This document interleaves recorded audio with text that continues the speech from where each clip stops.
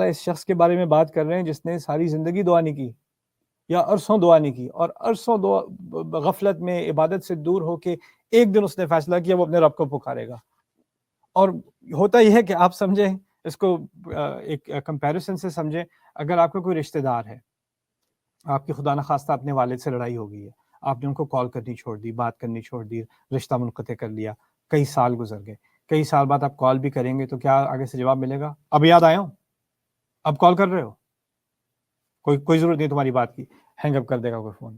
کوئی دوست ہوگا آپ کو، وہ کہے گا مجھے بھول کیوں گئے تم، میرا خیال کیوں نہیں کیا، میرا پہلے ذکر نہیں آیا، میرا پہلے بالکل کوئی خیال نہیں آیا. اب سمجھتے ہو کہ جیسے ایک دفعہ پکارو گے اور پکارو بھی کیوں؟ اپنی ضرورت کے لیے. کال بھی کی تو اپنی ضرورت کے لیے. ہم اللہ تعالیٰ سے جو دعا کرتے ہیں اپنی ضرورت کے لیے کرتے ہیں نا، اللہ تعالیٰ کے لیے تھوڑی کرتے ہیں، اپنے لیے کرتے ہیں.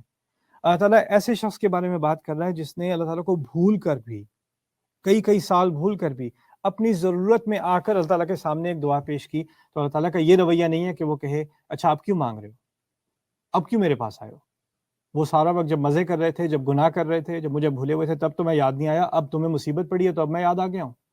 ایسا جواب نہیں دیتا میرا رب.